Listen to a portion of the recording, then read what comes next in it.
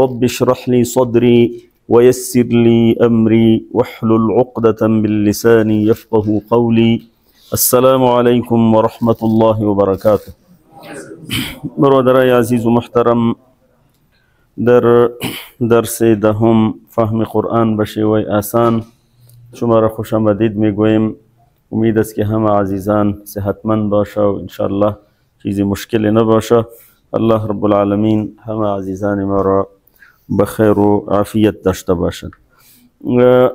خب برادر عزیز و محترم، در این نشست ما شما دعاهایی که بعد از درود ما شما میخوانیم و یکی از دعاهای بسیار مهمی که بعد از نماز بعد از سلام گشتاندن میخوانیم، یعنی به این معنا که نماز ما شما به روز دهم تکمیل میشه. بخیر نماز چی میشه؟ تکمیل میشه. و ما شما زیاد کلمات قرآنی در لابلای نماز یاد گرفتیم الحمدلله. و در قواعد قالب دوم وزن دوم که او نصر ینصر است و شما مو جمله گفته بودیم فتح یفتحو نصر ینصر ضرب یضرب و سمع یسمع. با او قالب با او وزن ما شما افعال ماضی را یاد میگیریم و نکات تربیتی هست که او را انشاءالله با هم ما شما شریک میسازیم. یک جوان نزمین جایی دعا را بخوانه به ما بشنویم. در وسط شما بخوانید. ربنا آتنا في الدنيا حسنة پیشم خواندم وفي الآخرة حسنة وقنا عذاب النار. ما شاء الله. از این طرف میشه شما بخوانید. مهربانی. ربنا آتنا في الدنيا حسنة وفي الآخرة حسنة وقنا خواندیم. عذاب النار. عذاب النار خو نیستی، خو زبر داره. عذاب النار. یک کس دیگه بخوانه. عبدالله خودت بخوان. ربنا آتنا في الدنيا حسنة وفي الآخرة حسنة وقنا عذاب النار. وقینا. خو اجتب شما میخوانی؟ میروانی. ربنا آتنا في الدنيا حسنة وفي الآخرة حسنة وقنا عذاب النار. دایی هم مثل که در هر درس ما شما هست، این دعا فقهای عظام ما شما امیر توصیه فرمودن که این دعا چون که بسیار جامع هست ای را بخوانیم، لیکن در خواندن اشتباه میکنه مردم. بعضی مردم حسنتا میخونه، فهمیدین؟ بعضی مردم وقینا بجای وقینا وقنا میخونه، بعضی وقینا میخونه، بعضی عذاب النار بجای عذاب النار عذاب النار میخونه.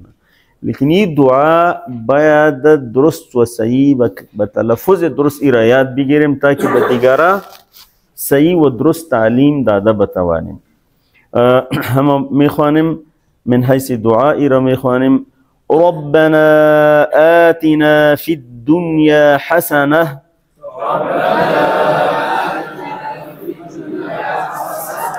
وفي الآخرة حسنة وقنا عذاب النار. قنا جدا وقنا عذاب النار. ربنا آتنا في الدنيا حسنة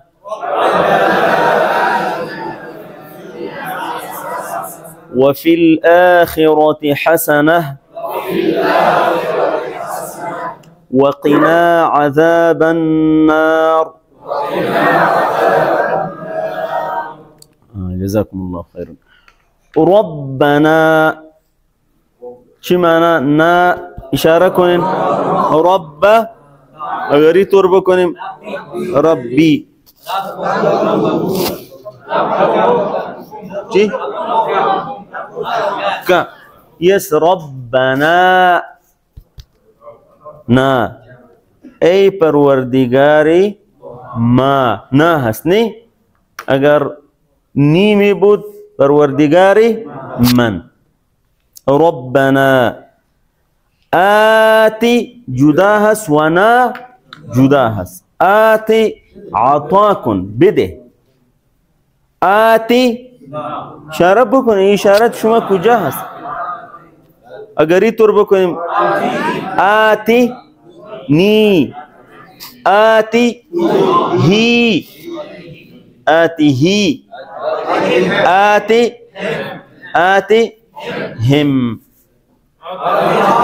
آتی ها، اینجا است آتی نه. عطا کن، بده. نا بما، ما یعنی بما عطا کن، عطا کن بما. آتی فی الدنیا، فی را ما شما خوندیم در فی دنیا، ای مؤنث ادنا هست، مثل که اکبر هست مؤنث او کبرا هست، اصغر مؤنث او صغرا، احسن است مؤنث او حسنا. به همین یک قال در عربی فایده است که قالبا هست، بس قالب شما چیزی که میندازین مثل انگلیسی و چینایی واره نیست که انگلیسی بره بس چیزا را میگه غیر قانونی. این حد اقل فیصدی بسیار بالا باید 50% بالا خب باید قانونی باشه. فهمیدین؟ و دنیا که از عزیزان گرامی علما میگویند که دنیا ای از دو ماده گرفته شده، یعنی وجه تسمیه او دو هست. یکی است که از دناعت گرفته شده باشد. دناعت یک چیزی که کم قیمت هست، بی ارزش است، او را ما و شما میگوییم ادنا یا دنی. فهمیدین نه؟ میگه ای اعلا است و ای ادنا. و دنیا را به این معنی، به این خاطر دنیا گفته شده که در مقابل آخرت کم قیمت است. وما الحیات الدنیا فی الآخرة الا قلیل یا الا متاع. این دنیا در مقابل آخرت بسیار کم است، بسیار کم است، هیچ چیزم نیست. فهمیدین؟ یعنی به او حسابات، به او فرموله های قیامت و روز قیامت که ما شما داریم، طبیعت شما میفهمین که حتی این قانون فیزیک تغییر میخوره، این اعضای ما و شما تغییر میخوره، این بسیار قوی میشه. مسلمان وقتی که مؤمن وقتی که الله رب العالمین را میبینه، به چشم ضعیف خودیده نمیتونه. با اعراف یک کسی ششتا و نادا اصحاب الاعراف یعرفونهم بسیم. شاید میلیاردها کیلومتر فاصله باشه بین اعراف و بین جهنم، و از اونجا او میبینه، با امو سیمایش میشناسه که فلان است فلان است. این چشم نمی باشه. بصرک الیوم حدید.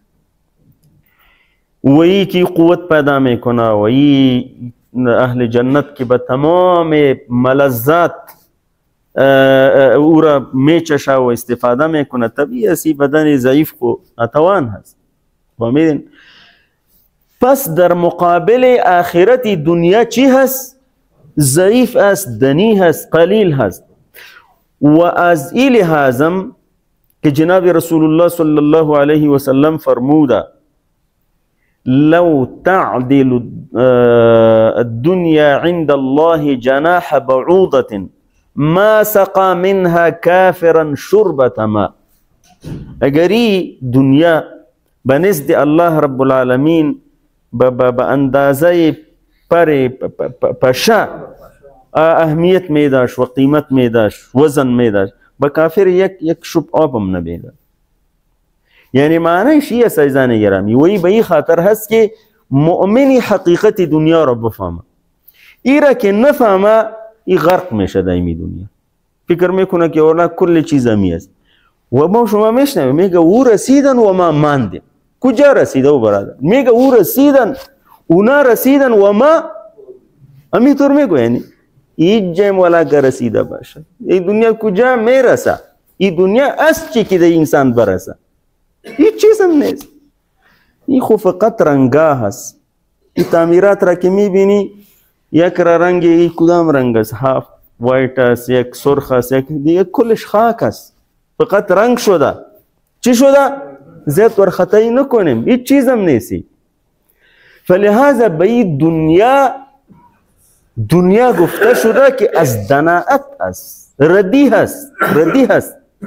نمیشه بابا که انسان بزرگ که بایی با مردم با جنگ بکنه. به انسان این دنیا کلش این چیز هم نیست که انسان باز با یک چند گز زمین با کسی جنگ بکنه و او را بکشه یا او را بکشه، مثل که معمول است. متاسفانه است یا نیست؟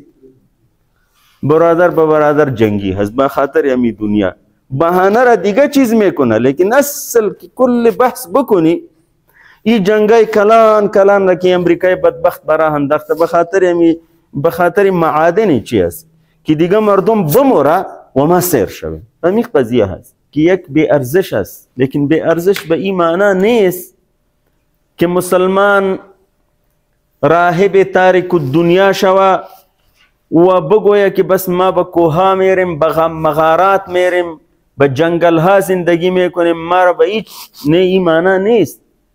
در امی دنیا انسان زندگی بکنه، در امی دنیا، و به مردم نشان بده که در دست ما هست، در دل ما نیست. این را نشان بده.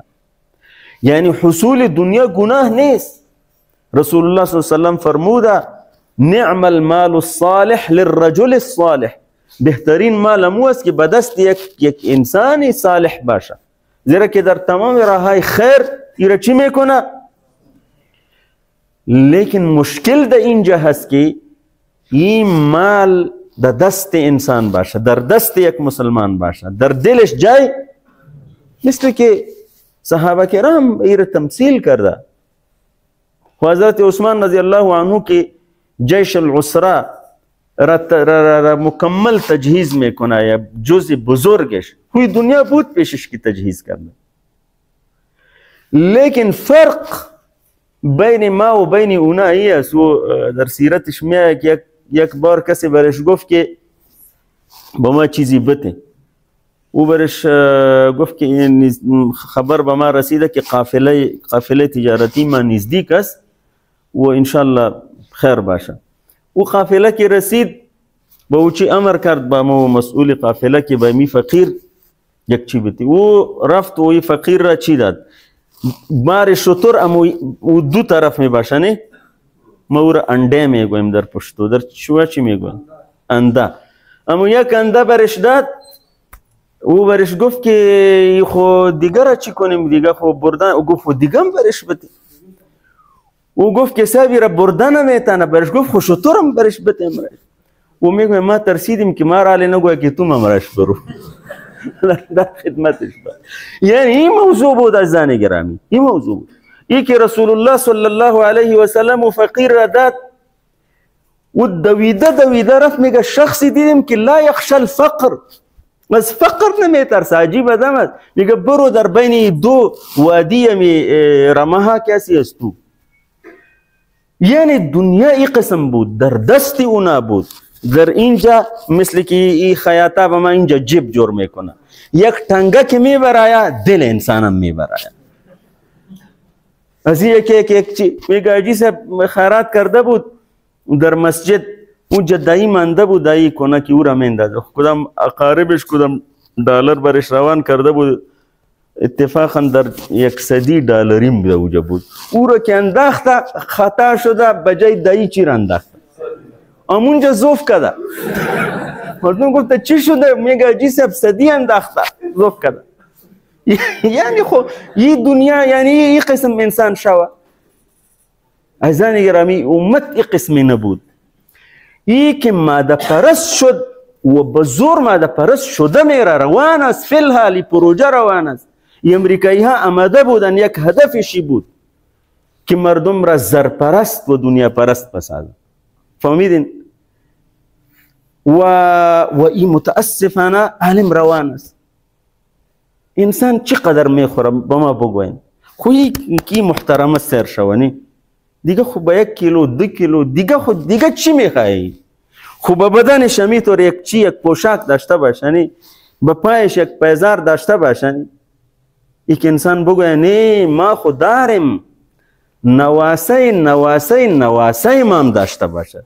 تو خداستی، تو رب شدی که تو د فکر اون هستی.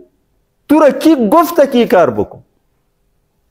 مغز مردم خراب شده و باز میگوید که دیگرها رسیدن و ما ماندیم و دیگرها رسیدن و ما ماندیم، ولکه یک جیم رسیدن کلشان غرق شده. 90% در امی بحر در امی چی غرق میشن، مدیترانه رسیدن. کجا رسیدن؟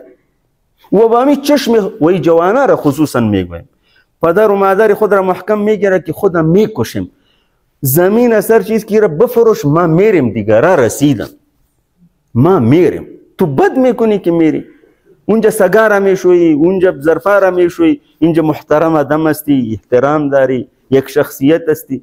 تو کجا میری؟ دیگرها رسیدن و ما ماندیم.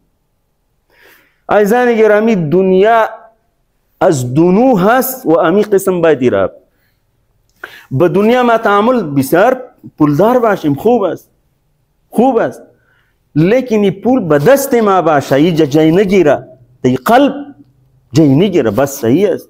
میلیونر باشین شما، هیچ مشکل نیست و حقی او را ادا کنین. چی هست؟ من این اکتسبها و فیما انفقها. قاعده داره رسول الله صلی الله علیه و از کجا کسب کردی و به کجا ایرا مصرف کردی. شطور بیمهار نیستی که بس دلار آمده روان است. حساب داره. فهمیدین؟ دنیادار باشین، چی مشکل است؟ از راهای جائز دنیادار شوین.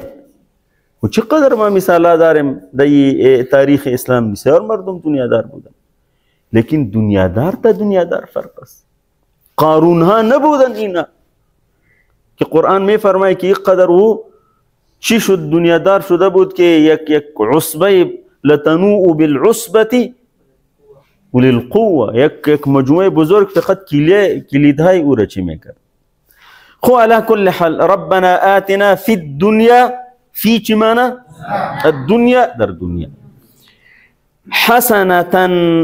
حسنون هست مذکر و مؤنث حسنتون، با مطابق امو قاعده که در اخیرش چی اضافه کردین؟ تای مدوره را اضافه کردین، مؤنث شد، چون که دنیا در عربی مؤنث است. فهمیدین؟ و ای که هست حسنه جدا یک معنی داره که انشاءالله میه. حسنتن جمع حسنتن چی هست؟ حسنات. پس ترجمه کنین ربنا، اشاره بکنین، نه اشاره ضرور است، شما دقیق ترجمه کردن نمیتونین که تا اشاره نکن. رب آتی ترجمه کنین، میگه نه آتی نه مارا فی الدنیا حسنة نیکی. این ترجمه شد ربنا آتنا فی الدنیا حسنه.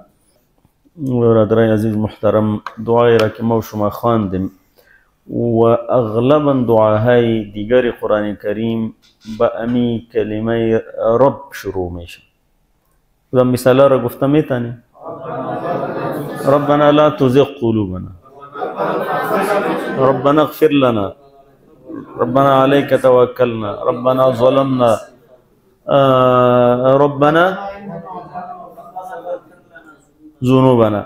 یعنی اغلبا اگر شما به این متوجه شده باشین،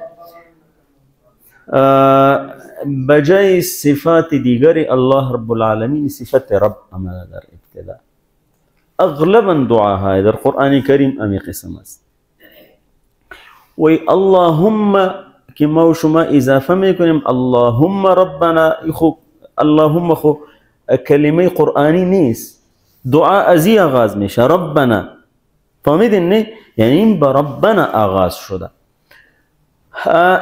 شما معنا و مفهوم رب و تصور رب ذهن خود بار دیگر تازه کنین. شما میبینین که او ذاتی که مربی هست، پرورش کننده هست و تمام نیازها و احتیاجات ما را بسیار به شفقت و محبت پورا میکنه. فهمیدین؟ او رب هست. او ذاتی که فرمانروا و حاکم هست، فقط حکم او نافذ است. دیگه مردم که هست و دیگه به اصطلاح به کسی که به بعض اختیارات موقتی داده شده، نیمه حکم اونا نافذ است، نیمه اصلا نافذ نیست. حکمی که 100% در امور تکوینی البته نافذ است و رب هست. او رب قسمی که خواسته باشه امو قسم میشه. او مدبر هست، او انتظام کننده هست، او ذاتی که مالک و آقا هست. ربنا، این تمام مفاهیم را اگر یک مسلمان در ذهن خود داشته باشه و باز بگوید که ربنا، او ذاتی که مالک و آقای ما هستی، او ذاتی که فرمانروا و حاکم هستی، او ذاتی که تمام امور ما و تمام امور کائنات را تنظیم فرموده ای، تدبیر به دستت هست، آن ذاتی که تمام ضروریات ما را پورا میکنی، تو درخواست میکنیم ربنا. فهمیدین؟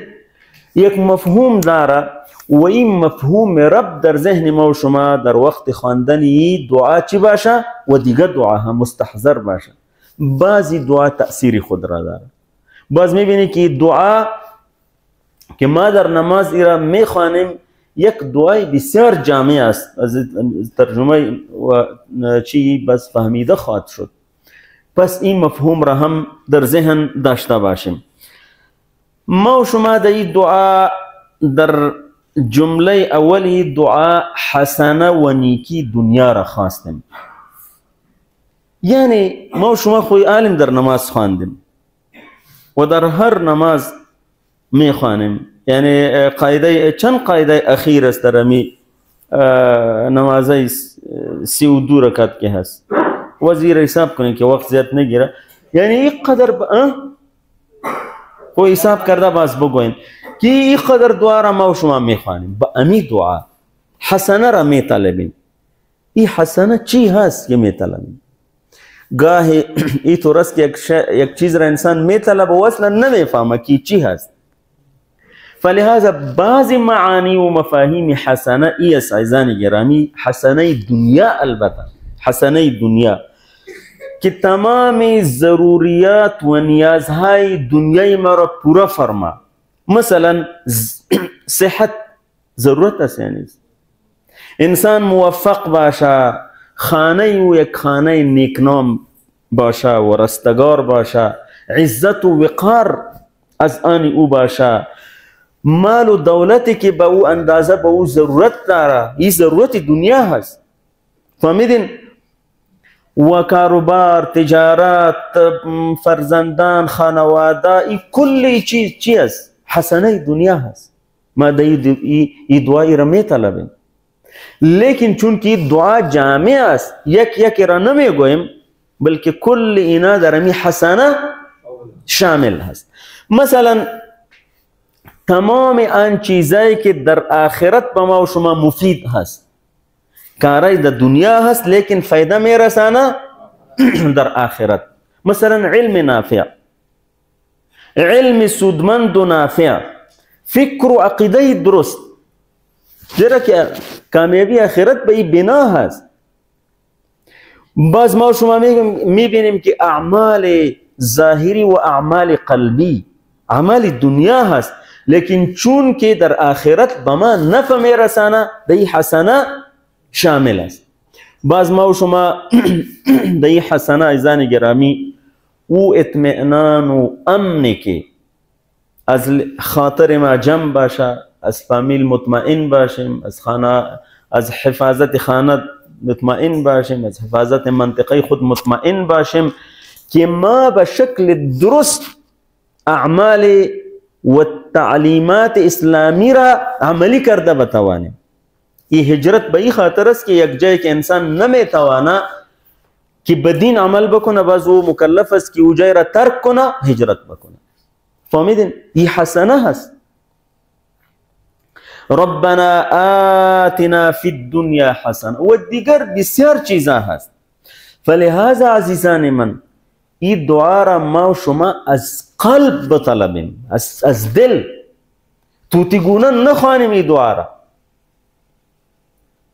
فهمیدین؟ اگر توتیگونه بخوانیم امی توتیگونه تعامل میشه باز ما و شما. کارای ما و شما فقط با همی یک دعا جور میشه، با همی یک دعا. و آلی او حساب کرده روان است که در همی 32 رکعت ما و شما 11 باری رنگ از برای خدا 11 بار یک چیز میطلبی از رب العالمین، 11 بار هو میتا بسیاری چیزا را بدون طلب داده، بدون ازی که بطلبیم و چیزی که میطلبیم نمیتا. لیکن ما شما اینطور ممکن است که از کسی چیزی میطلبی و میگه در قصهش نیستی مگر میتی بتی هیچ نمیفهمی که چی طلبیستی، او اجی سے بتو چیزی میتا ولا که غرانم بتا و تو متوجه می باشی چیزی که میخوایی سنجیده و فهمیده میطلبی، باز بدل اجی سے الله رب العالمین چی میکنه؟ او را نرم میکنه، باز یک چند تنگه میتبری. فهمیدین؟ یعنی این دعا خو ما خود دعا میخواهیم، بالکل همی قسم مطالبه داره. اگر بدل نخواسته و به عدم حضور قلب و بدون ازی که ما ای بفهمیم که چی تلبیستیم و باز منتظر باشیم که اینا میتن، این خولا که کاری برابر باشه. فهمیدین؟ خب یک چیز را عزیزان گرامی به نظر داشته باشیم، یک مشکل هست. و مشکل این است که بعض اوقات بعض انسان بعض چیزا را حسنه می شماره در حالی که او حسنه نیست. فلهذا به عنوان یک قاعده شما ای را بگیرین که هر آن چیزی که سبب هلاکت و تباهی آخرت باشه، اگرچه بظاهر او حسنه معلوم میشه، مال است از حرام، زمین و نمره های چی هست در شهرکای مختلف از حرام و از زور و از چی، وظیفه و کاروبار و تجارت است از ناروا و زور، این حسنه نیست. اگر امی چیزا در آخرت سبب تباهی شد، این حسنه نیست. فهمیدین؟ فلهذا یک اثر آمده که او خیر نیست که آخری او جهنم است. با امی معنی که او حسنه که انسان او را حسنه میبینه و خیر است. اگر فقر به او الله رب العالمین آورده و از حلال پیدا نمیشه خود تحمل بکنه. اگر خودش نداره زمین خود تحمل بکنه، به زور و به دروغ از مردم نگیره. لیکن این حسنه نیست که مردم این را حسنه تصور میکنه و اصلا سیئه هست. و هر چیزی که هر شر و هر به اصطلاح مشکل و تکلیفی که آخری او جنت است، او تکلیف نیست و شر نیست. بظاهر انسان میبینه که ولا مینا اینقدر تحمل میکنیم و اینقدر نزدیک به 60,000 نفر رسیده شهدای غزه. بظاهر خود شما میبینید که این چی هست، لیکن آخرش جنت است ان شاء الله. آخرش چی هست؟ جنت است. این کلانترین حرکت تربیتی و جهادی که استاد یحیی سنوار رحمه الله به عهده مسئولیتش به عهده بود و به گفته خود رسانه های عبری او را که جسدش پیش اونه هست، این گفته که 72 ساعت هیچی نخورده بود. 72 ما شما 8 ساعت که تیر میشه، مغز خراب است و کار نمیکنه، با او جنگ میکنیم، با او و دامو حالتم چی را به چوب میزنم. یعنی خب بظاهر خب به شما چی معلوم میشه که ولی این محرومیت است چی است، لیکن آخرش جنت است ان شاء الله. الله رب العالمین شهادتش قبول فرماید. فهمیدین؟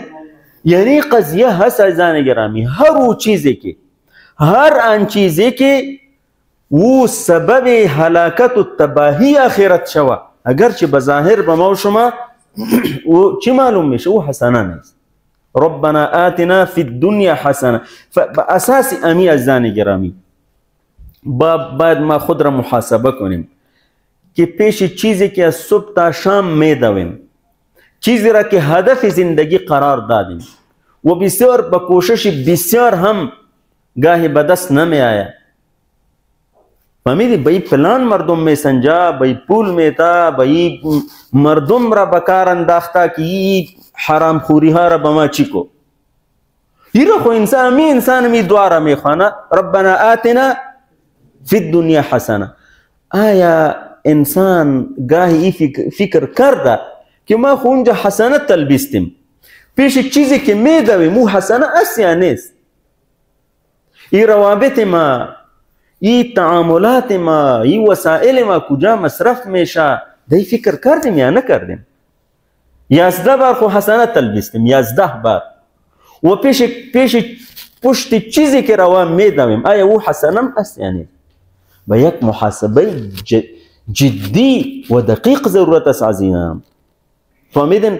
باز ما و شما ای را ببینیم که این حسنه را که میطلبیم ای امی طور مفت نمی آیا. باید انسان باید وقت خود را تنظیم کنه، باید برنامه ریزی بکنه تاکه کل تفکرش، نوشتنش، برنامه ریزیش کلش در ثواب و در حسنات بیاید. ما و شما مسلمانا بسیار با معذرت که به هر چیز پلان داریم، پلانی که نداریم با می حسنه نداریم، بس پیش آمد و خوش آمد، اگر آمد اگر نه آمد زیاد در قصهش نیستیم. ای اصلا به ای همخوانی نداره به ای دعا، به ای دعایی که از 10 بار میخوانیم. عفوا این حکم را ما عمومی صادر نمی کنیم، لیکن امی طور هست دیگه. ما خودم یعنی به چیزایی که یعنی به خود قیاس میکنیم، یعنی به چیزایی که یعنی در جمله حسنه می آیا او اهتمامی که باید به او باشیم ما خود نداریم. ربنا آتنا فی الدنیا حسنه وفي الآخرة حسنة. ورا ترجمة كونين في را ترجمة آخرة آخر أجي سبش قفتا آخر ومؤنثه آخرة هس. فهمتي؟ يك آخر هس يعني آخري. فهمتي؟ يك آخر هس الأول آخر ونجخ آخر أس والأول والآخر والظاهر والباطن. وحسن وحسنة راموش ما خاندم در آخرت هم يعني ترأس ربنا آتنا في الدنيا حسنة ربنا آتنا في الآخرة حسنة. إيوو كهس إيوو أمي ما نرى إفادة ميكونا كدر اصطلاحي رو عاطفة میگویا و در آخرت هم نیکی عطا فرما. آخرت و نیکی آخرت چی هست؟ عزیزان گرامی در نیکی آخرت چیزی که ما 11 بار می طلبیم حد اقل ای چیزا هست جنت و نعمتایش. حالا تصور کنین جنت یعنی حقیقت امر جناب رسول الله صلی اللہ علیہ وسلم ارشاد فرموده که حتی انسان تصوری ورم کردن نمیتونه. ما لا عین رأت ولا اذن سمعت ولا خطر على قلب بشر. الله رب العالمین در جنت به بندگان خود اون نعمتها را آماده کرده که چشم تبالی او را ندیده. شاید بسیار مردم سفرهای کرده باشد، ای دنیا دیده باشد، جهان دیده باشد، لیکن هر نعمتی که شما دیدین به اون نعمتهای جنت نمیرسد اصلا. و دیدن خوچی که تا به حال به تمام تفصیل این گوشها تفصیلات او را نشنیده. اخفی لهم ما اخفی له من قرة اعین، او که چشمها را یخ میکنه. فیها ما تشتهیه الانفس و تلذ الاعین، یعنی تمام او چیزا هست که انسان اشتهایش داشته باشه. حالا به ما در دنیا بگوین کلانترین شخصیت، سرمایه‌دارترین شخصیت چیزی که اشتها داره برش پیدا میشه؟ نمیشه. اگر پیدا شوه او خودش به شکر مبتلا است، به فشار مبتلا است، او را استفاده کردن و تلذ الاعین، یعنی که چشمها به او مسرور میشه و لذت میبره. ای در جنت آمده است. ای را ما در فی الاخرة حسنه میطلبیم 11 بار. و نزدیکی و قرب به جناب رسول الله صلی الله علیه و سلم. به جنت خو ملاقات هست، دیگه کار خو نیست، نه عبادات و این مسئولیت های اینجا ختم است. این کل مکلفیت ها و مسئولیت ها همین چشم ما پت شد خلاص دیگه، نه نماز است و نه درس است و ختم است. این تکلیف هم اینجا هست. باز اونجا چقدر زیبا باشه که انسان خانهش نزدیک به خانه رسول الله صلی الله علیه و باشه. یعنی این حسنه هست. الله رب العالمین به ما شما نصیب فرماید که او را ببینیم، ملاقات داشته باشیم هر وقت که خواسته باشیم. تصور بکنین عزیزان. و فی الاخرة حسنه. باز شما میبینین که و میفهمین در دنیا که انسان در بعضی خوشی ها باشه، اگر تنها باشه چندان مزه نمیده، که با فامیل باشه، با عزیزان باشه. باز وقت انسان بسیار زیاد چی هست دیگه، بسیار زیاد امو خوشی و با امو انتها هست. یعنی از حسنه آخرت ای است که انسان با فامیل خود در آخرت در جنت باشه، خانمش باشه، اولادایش در اطرافش باشه، 3 باشه، 4 باشه، 4 زیاد نباشه. فهمیدی؟ در جنت هم داده میشه. فهمیدی؟ اجی سب تشویش نکنین، 4م هم میتونین بگیرین. فهمیدین؟ یک جای باشن طبیعی است اونجا شما تصور نکنین که انباق میگوینه که او جنگ میکنه. قرآن کریم را فرموده که کلی این مسائل پیش از رفتن به جنت چی میشه؟ و نزعنا ما فی صدورهم من غل. فهمیدین؟ این آیات را که حضرت علی رضی الله عنه میخوان، گفت که مثل که در درباره ما و برادر ما زبیر و طلحه نازل شده باشه رضی الله عنه. این چیزا اونجا نمی باشه حقیقتا. و بعد شما ببینین که از همه بزرگتر که ما و شما میطلبیم و رضوان من الله اکبر، ای که رضای پروردگار به انسان حاصل شد. او رضامندی که تمام انبیا در جستجوی امی بودن که چه قسم پروردگار خود را راضی کنه. اصلا هدف مسلمان در دنیا ای است. فهمیدین عزیزان؟ یک لقمه میرسه، از گرسنگی مردم نمردن. فهمیدین؟ اصلا قضیه ای است. ما پیشم شاید گفتیم به شما موسی علیه السلام که به ملاقات با الله رب العالمین رفت و این فرمایش بدبخت اسرائیلی ها بود. گفت که ما اینطور قبول نداریم، ما یک گروپ ما بره و اونجا ببینه که تو ملاقات کردی، کتاب به تو همینطور داده شو. و باز خو موسی علیه السلام آمد و گفت که خو آمده شوید. 70 نفر را آماده کردن.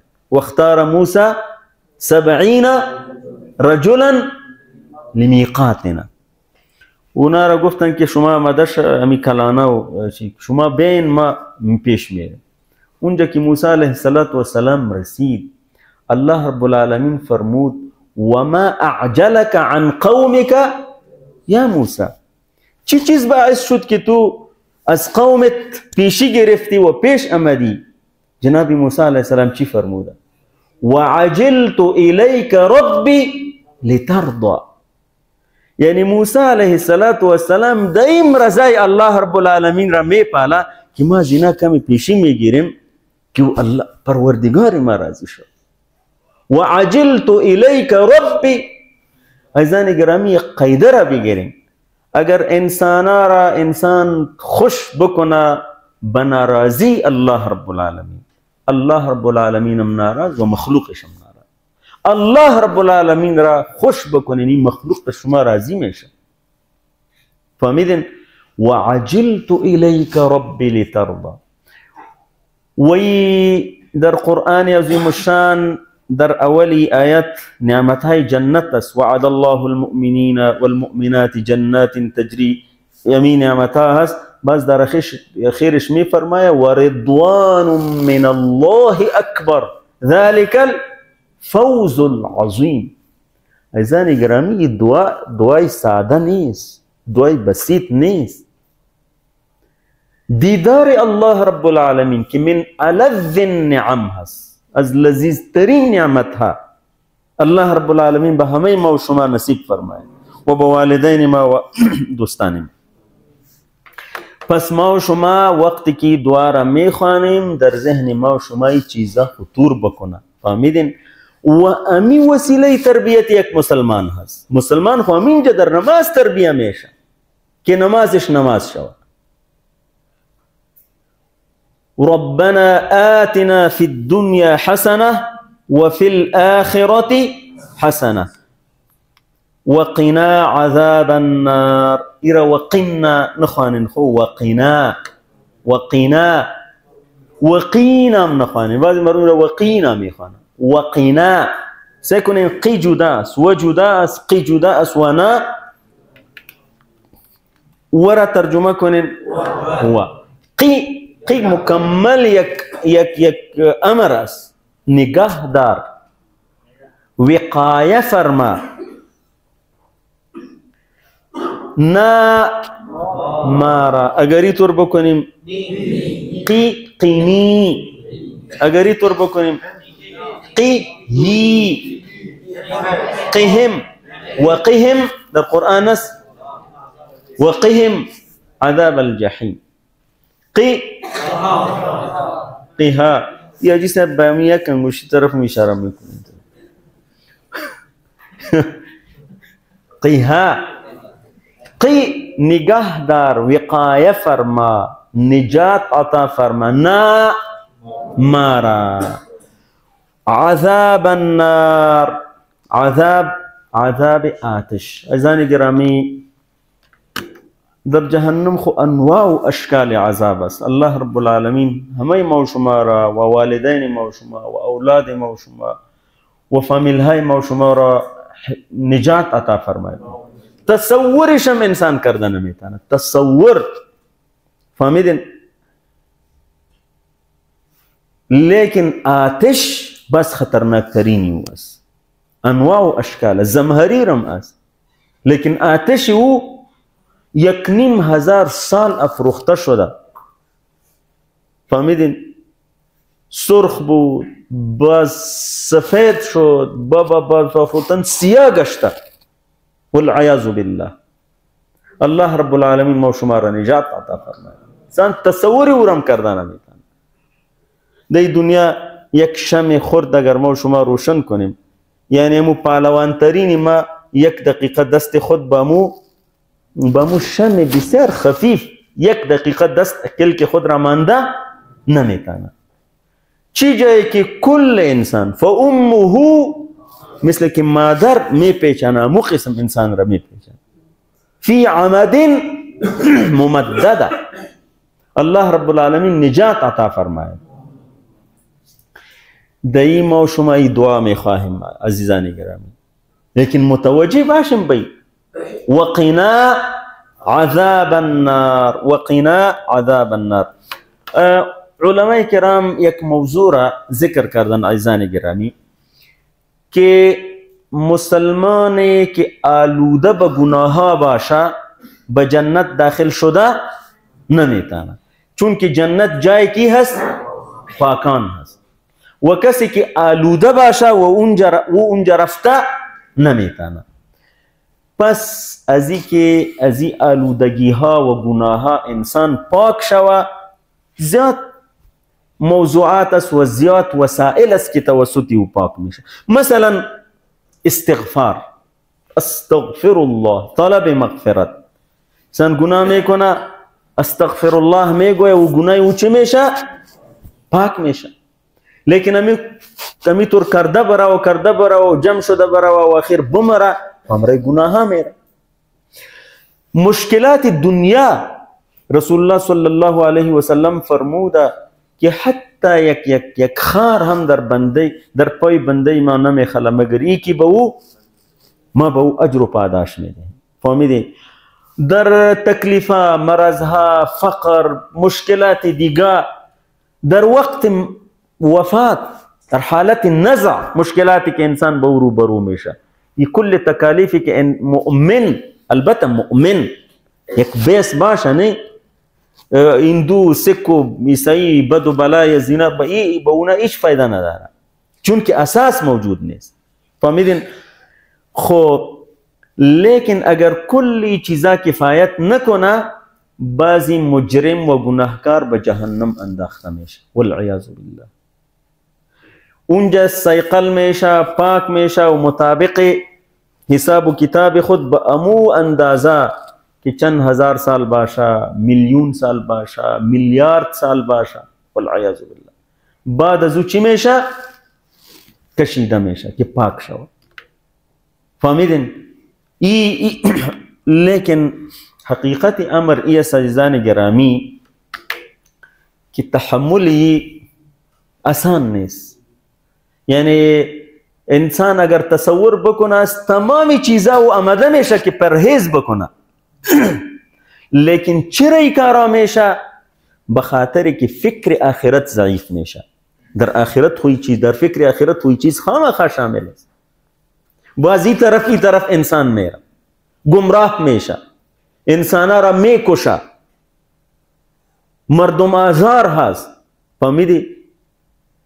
لیکن اگر ای تصور را بکنه و به ای تصوری دوارا بخوانه، طبیعت او جور میشه، او بجاده برابر میشه، راه مستقیم را اختیار میکنه. لیکن اگر می توتی گونه خوانده میره، وقینا عذاب النار، وگای بگوره وقینا عذاب النار، و بعد می وقینا عذاب النار، و هیچ نمیفهمه. این فایده داره؟ طبیعت که به او تاثیر نداره. خب از عزیزان گرامی، از این راه های پاکی انسان که انسان به بهشت داخل شود، آسان ترین و سهل ترینش استغفار است. فهمیدین؟ این را خو ما و شما شده نمیتانیم که ملک شویم، فرشته خو شده نمیتانیم. خامخا گوش گناه میکنه، چشم گناه میکنه، ای زبان گناه میکنه، ای دل و دماغ گناه میکنه، ای دست و پای گناه میکنه و ای بس گواهی میته. لیکن اگر این موضوع اینجا تصفیه شد، موضوع چه میشه؟ فهمیدین؟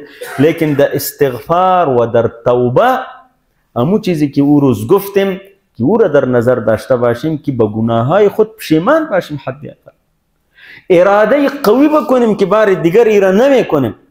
و اگر حق عینی کسی، مادی کسی پیش ما بود، او را برش چی کنیم؟ مسترد کنیم. فهمیدی؟ اگر غیبت کسی را کرده باشیم و دیدیم که ولا اگر از این بخشش بخوایم دیگم قار میشه، به او دعا بکنیم، در حق او چی کنیم؟ دعا بکنیم، تاکه این موضوع در دنیا تصفیه شو. عزیزانم، در آخرت تصفیه باز بسیار مشکل هست. پس رسول الله صلی الله علیه و سلم با ما و شما امی تعلیم داده که جنابشان که اصلا یعنی بهشت جایش بهشت است. الله رب العالمین برش فرموده که اصلا چی نیست، ما تقدم من ذنبك و ما تأخر، اصلا چی نیست، مغفور هست. لیکن 100 بار در یک حدیث آمده و در یک حدیث آمده که 70 بار استغفار میکرد هر یک مجلس، استغفر الله استغفر الله. از امینجا عزیزان من، ما و شما در اوراد دیگه ورد خود را اضافه کنیم که حد اقل 100 بار استغفار بکنیم در روز. استغفر الله استغفر الله استغفر، زیاد وقت هم نمیگیره. فهمیدین؟ و لیکن یک موضوع دیگه هم عزیزان گرامی که مردم را باید مایوس نکنیم، مردم را بفهمانیم لیکن اونا را ناامید نکنیم، زیرا که الله رب العالمین فرموده بعد اعوذ بالله من الشیطان الرجیم یا عبادی الذین اسرفوا على انفسهم لا تقنطوا من رحمت الله ان الله یغفر الذنوب جمیعا. لیکن این است که انسان برابر شو با میجاده. فهمیدین؟ و این یکی از مهمترین پیغامات این درس است که ما به مسلمانان برسانیم. در یک حدیث شریف آمده جناب رسول الله صلی الله علیه و سلم فرموده اگر کسی هر صبح و شام 7 بار اللهم اجرنی من النار بخوانه، اگر صبح بخوانه و تا شام بمره، از جنت این نجات پیدا، از جهنم این نجات پیدا میکنه، خلاصی پیدا میکنه. اللهم اجرنی من النار در اوراد در امی اذکاری را اضافه کنین، اللهم اجرنی من النار، بسر در 1 دقیقه ازی بیشتر نمیگیره. و فرموده کسی که شام بخوانه و تا صبحی وفات شوه از آتش نجات پیدا میکنه. خو ما خو فرموده جناب رسول الله صلی الله علیه و یقین داریم، باور داریم.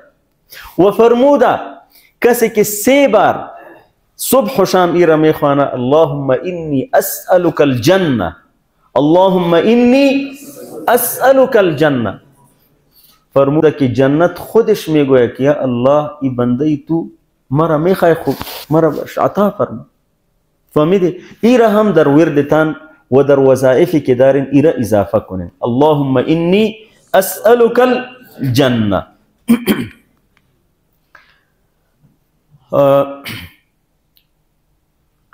استاذ محترم بئی دعا ربنا آتنا في الدنيا حسنة وفي الآخرة حسنة وقنا عذاب النار اگر تنها گزار باشه و یا همراه امام سب باشه بعد از او چی میگوید؟ السلام علیکم و رحمت الله، السلام علیکم.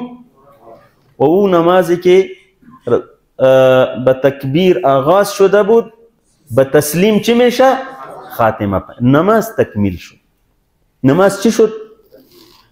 این نماز عزیزان گرامی مظهر تمام عبادات است. ای که رسول الله صلی الله علیه و سلم فرموده که این نماز ای عماد الدین هست، عمود و ستون دین هست. من اقامها فقد اقام الدین و من هدمها فقد هدم الدین.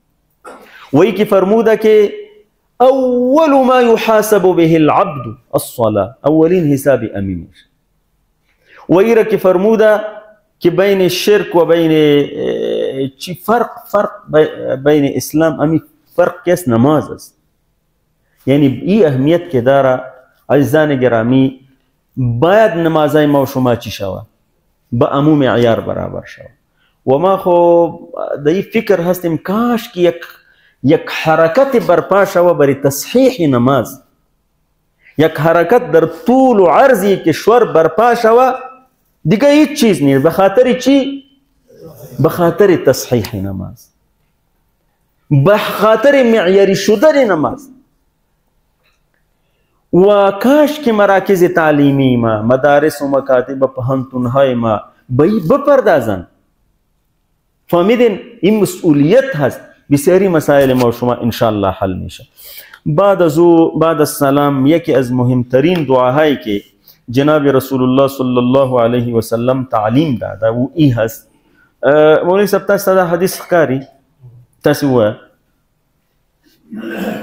وعن معاذ رضي الله عنه ان رسول الله صلى الله عليه وسلم اخذ بيده وقال يا معاذ والله اني لاحبك ثم اوصيك يا معاذ لا تدعن في دبر كل صلاه تقول اللهم اعني على ذكرك وشكرك وحسن عبادتك.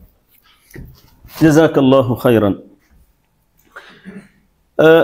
حضرت معاذ رضی الله عنه راوی هست و او می فرمایا که یک بار جناب رسول الله صلی الله علیه و سلم دست مرا گرفت همین قسم و فرمود که یا معاذ والله انی لاحبک.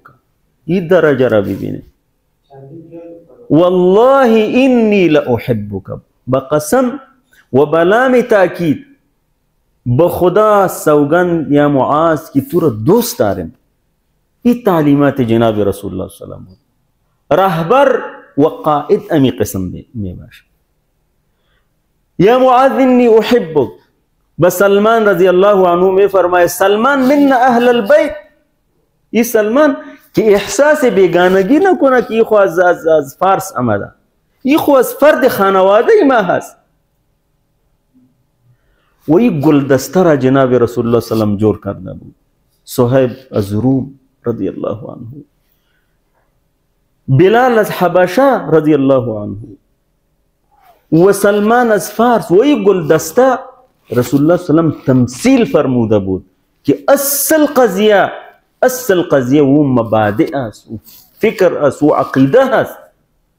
این مردم که کسی یک چیز زمزمه میکنه، کسی یک زبان و کسی دیگه زبان و کسی به یک سم، ما حیران هستیم که چقدر خرد شدن این مردم. وی که جناب رسول الله صلی الله علیه و فرموده بود دعوها فانها منتنه، از بو می آید. این بگذارین امی شعارات قومی و لسانی و می سمتی، فانها منتنه. و او کلمه چی استفاده شده بود؟ یا للانصار و یا للمهاجرین. به هر حال برش فرمود یا معاذ ما تو را دوست داریم و سپس به تو توصیه میکنیم. اوصیک یا معاذ لا تدعن، هرگز رها نکن، فی دبر کل صلات، در اختتام هر نماز. معلوم میشه از این که نماز فرضی هست. در پشت، در آخر هر نماز فرضی چرا نگذار که ای را بگویی اللهم اعنی علی ذکرک و شکرک و حسن عبادت. این به این تاکید و به این اسلوبی که جناب رسول الله صلی الله علیه و سلم فرموده، این دعا عادی نیست عزیزان گرامی. دعا را ترجمه میکنیم، اللهم را ترجمه بکنیم ای الله اعن، مدد کن. ما شما اعانات، معاون استعانت کلش خواند. اعن نی، اگر این طور بکنیم نه عربیش بگوی نا، اعن نا، اعنهم، آفرین. اینجا هست اعن نی، اعن نی، کمک برسان مرا مدد کن، مدد فرما، علا بر ذکرک، یاد کا وی اگر ذکر کم هم، آفرین. بیاد تو مرا کمک کن و شکر کا و شکر تو، یعنی با ذکر و شکر تو مرا یاری کن، کمک کن. و حسن عبادتک، حسن چرا گفته میشه؟ خوبی، بهتری.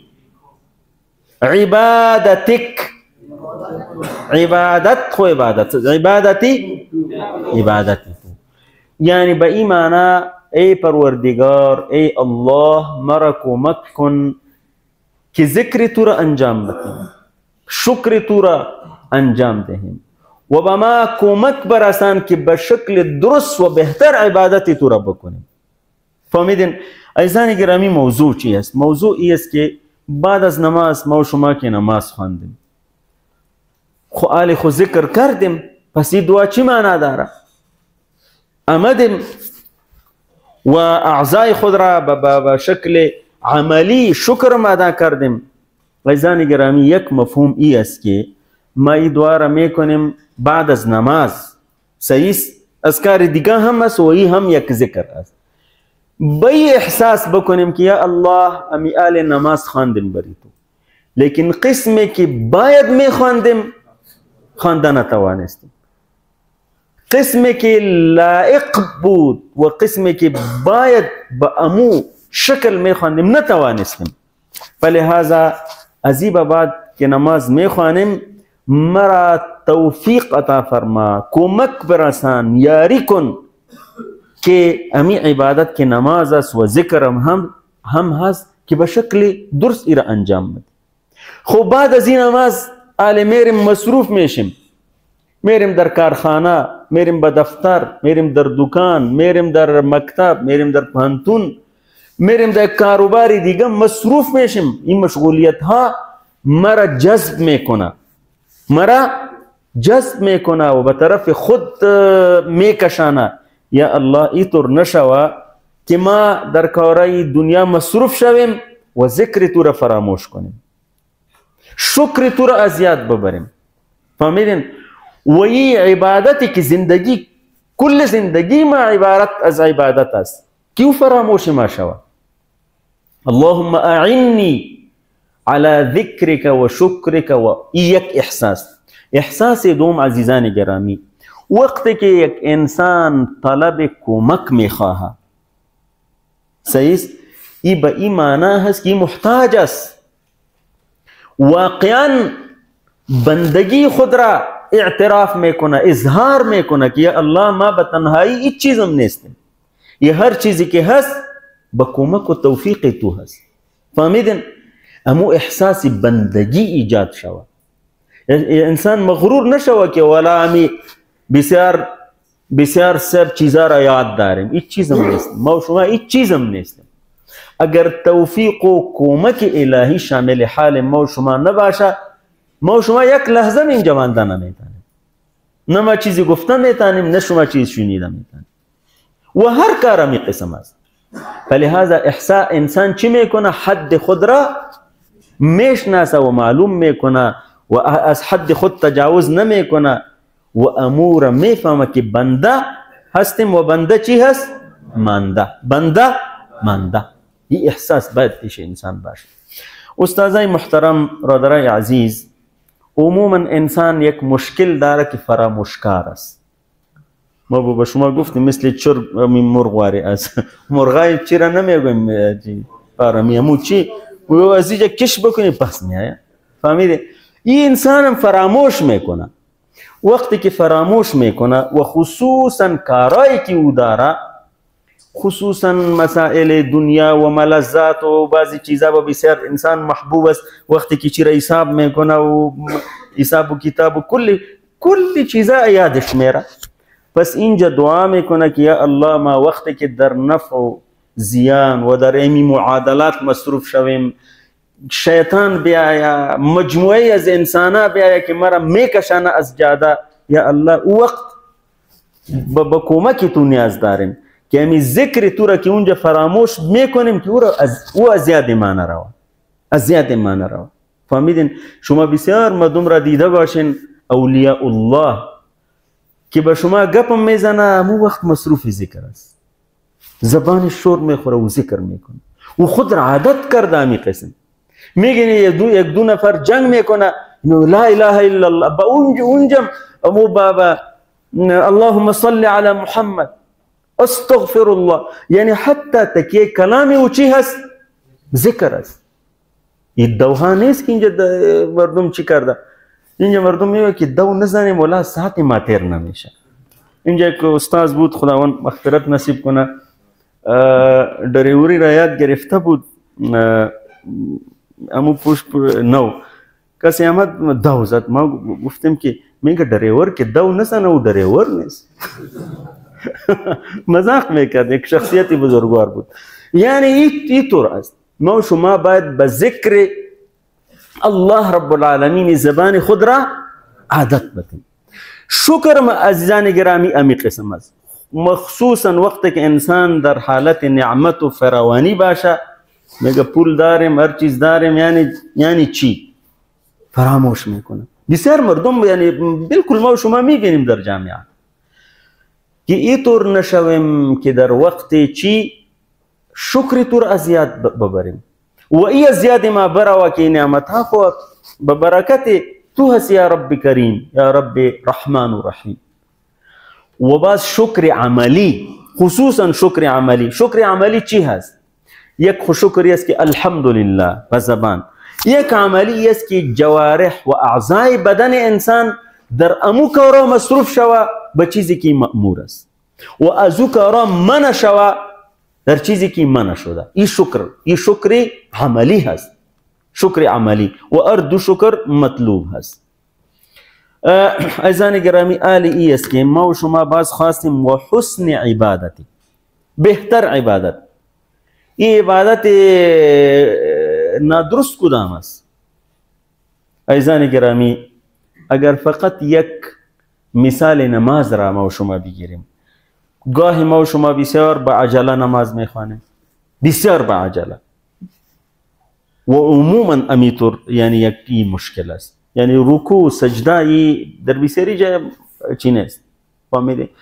گاهی نماز را میخوانیم که امیطور میبینیم که ولا کسی آمد در دروازه، این طرف به او کنج به این کنج، گاهی طفل می او را از دست میگیریم که او چی نخوره. یعنی این ممنوع است در نماز. فهمی؟ یک خو مخاطر هست، لیکن یک انسان امیطور تعامل داشته باشه همیشه، چرا یک جای یک فضای را ایجاد نکنی که مطمئن باشه.